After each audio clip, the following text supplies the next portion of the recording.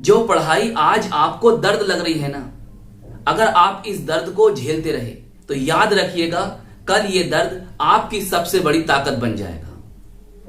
तो dear student, जैसे कि हम फिजिक्स के चैप्टर फर्स्ट के न्यूमेरिकल्स को सोल्व कर रहे हैं, आज जो हमें न्यूमेरिकल सोल्व करना है वो हमसे 2019 में पूछा गया था। तो ये न्यूमेरिकल तो मैं आपको सोल्व करके दूंगा और इसी से मिलते जुलते कुछ न्यूमेरिकल मैं आपको दूंगा, आप उन्हें खुद से सोल्व करोगे। तो चलिए फिर शुरू करते हैं आज की अपनी ये वीडियो।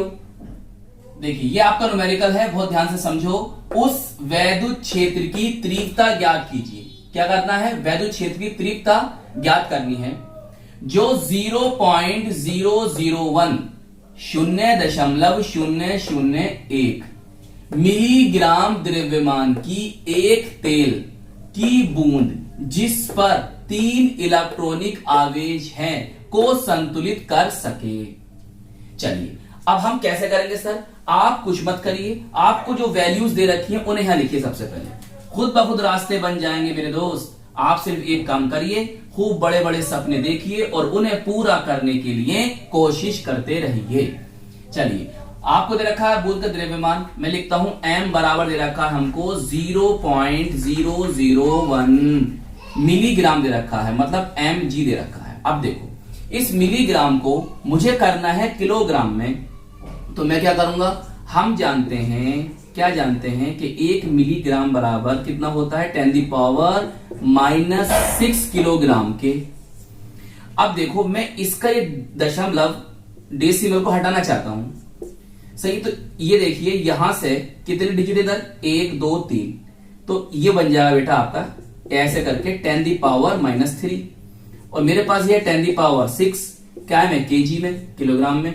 तो अब मेरे पास कितना आ गया? -6 ये -3 ये, तो आ गए मेरे पास -9 किलोग्राम। बोलिए इतनी बात समझ में आ गई? सही है। आगे पढ़ो सवाल। आगे कहता है वो कि जिस पर 3 इलेक्ट्रॉनिक आवेश हैं। बोले तो आपका जो Q है उस पर 3 इलेक्ट्रॉनिक चार्ज है। तो इसे जरा सिंपल करो। हम जानते हैं कि इलेक्ट्रॉन का चार्ज होता है 1.6 10⁻⁹ 19 कूलाम। सही है, ये क्या होगा? कूलाम होगा। चलिए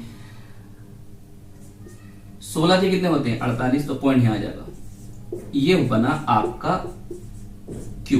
बताइए Q पता चल गया? आगे चलें। सही है, देखो मैं आगे करता हूं।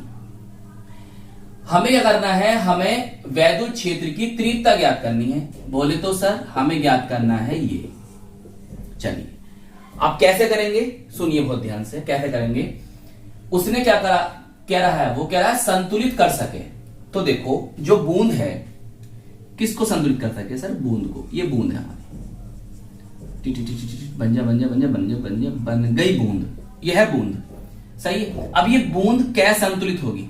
देखो भैया इस बूंद पर लगने वाला वैद्युत बल क्या है मेरा? F बराबर QE, और इस बल पर लगने वाला गुरुत्वीय आकर्षण बल कौन है? mg, नीचे की ओर और ये ऊपर की ओर है। अगर ये दोनों बल बराबर हैं तो जब भी तो बूंद क्या होगी? संतुलित होगी। तो बस मैं क्या करूंगा? मैं लिखूंगा संतुलन। संतुलन, संतुलन की अवस्था में या स्थिति में लिख सकते हो। दोनों बल कैसे होंगे? बराबर होंगे। तो QE बराबर mg। अब मेरी बात एक जरा ध्यान समझो। देखो मेरे दोस्त, ये हमारा फॉर्मूला बन गया, आंसर आ जाएगा, टेंशन नहीं लेने का। मगर मैं आपको जो बात बता रही हूं, जिस आधार पर मैं आपको न्यूमेरिकल करने दूंगा, देखो भाई इसने हमसे क्या पूछा है? ये पूछा है, और ये कौन है? हमारा वैद्युत क्षेत्र की तीव्रता है। सही है। देखो हमें ये पता है सर, पता है। द्रव्यमान सर हमें पता है। जी हम ले लेंगे कितना? हम ले लेंगे 10। हम कितना ले लेंगे? जी का मान लिख लो यहां पर। जी का मान नहीं दिया लेकिन हम मान लेंगे 10 मीटर पर सेकंड स्क्वायर। सही है। तो देखो हमें ये पता है, ये पता है, ये पता है, और ये हम यहां से निकाल लेंगे। हो सकता है कि आपको न्यूमेरिकल में ये दे दे, ये दे दे, ये दे दे, तो ये निकाल लोगे या नहीं निकाल लोगे? भाई आपके पास 1 2 3 4 वैल्यू हैं, तो 4 वैल्यू में से अगर वो आपको 3 वैल्यू दे रहा है तो चौथी वैल्यू आप निकाल लोगे या नहीं निकाल लोगे? निकाल लोगे नहीं निकाल लोगे? कॉन्सेप्ट यही लगना है सब कुछ। बताओ समझ में आ गई बात? हाँ चलिए, तो अगर यहां इसने हमसे पूछा क्या है? ई। हो सकता है न्यूमेरिकल में हमसे क्यों पूछ ले, तो हम कैसे निकालेंगे? अगर हमारे यही कॉन्सेप्ट लग रहा है तो हम इसे इसी आधार पर सोल्व करेंगे। चलो भैया, अब वैल्यू रखिए आप, इससे बना लेते हैं फॉर्मूला एक, इसे बना लेते हैं हम। Q इज इक्वल टू बन जाएगा mg अपॉन E। अरे भाई क्या कह रहा हूं? mg upon Q। चलो रखो, वैल्यू रखो। इसकी वैल्यू 10 की पावर -9 इंटू जी की वैल्यू मैंने बताई 10 रख दो, सही है। इसकी वैल्यू Q की वैल्यू सर ये है 4.8 इंटू 10 की पावर -19। कितनी है? 19।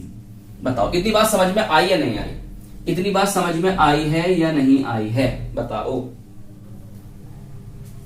चलिए अब मैं सोल्व करता हूं यहां पर इसको, सही। चलिए देखो भाई, इस पॉइंट को अगर मैं हटाता हूं तो यहां 1 0 बढ़ जाएगा। पॉइंट हटा रहा हूं, 1 0 बढ़ा लूं, सर कर सकते हो। तो यहां मेरे बन जाएगा 10 की पावर -9 इंटू 10 की पावर 2। समझ गए? एक यहां से हटाया मैंने पॉइंट, तो यहां 0 बढ़ा दिया, तो 10 की पावर कितना हो गया मेरा? 2 हो गया। मैं इसे भी ऊपर ले जाऊं तो ये हो जाएगा मेरा 10 की पावर प्लस में 19। सही है। और नीचे मेरा क्या बचा है? बचा है मेरा सर 48। जरा ऊपर करो,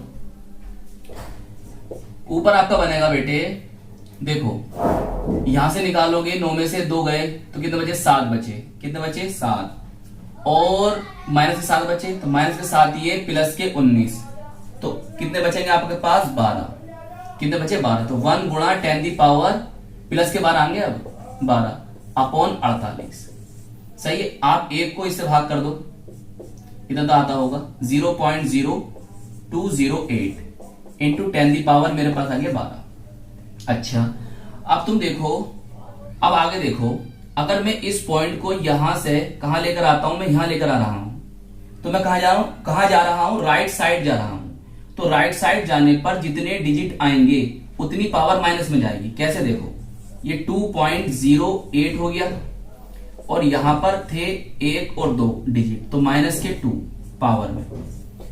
अब कितनी बचेगी सर? अब हमारे पास बचेगी यहां पर 10 की पावर 10। ये तो आ गई। अच्छा अब ये कौन था हमारा? वैद्युत क्षेत्र की तीव्रता। मात्रक क्या होगा? वोल्ट पर मीटर। एक मात्रक और याद रखो, इसका क्या होता है वो भी याद रख लो, न्यूटन पर कूलम। सही है, न्यूटन पर कूलम। सही। तो ये बेटे इसका आंसर बताइए, समझ में आया नहीं आया? थोड़ी बैकग्राउंड में नॉइज आ रही है, आप नॉइज की चिंता ना करें। सही, आप सवाल देखिए, समझ में आया? अच्छा ये न्यूमेरिकल है, आप इन्हें खुद से ट्राई करो।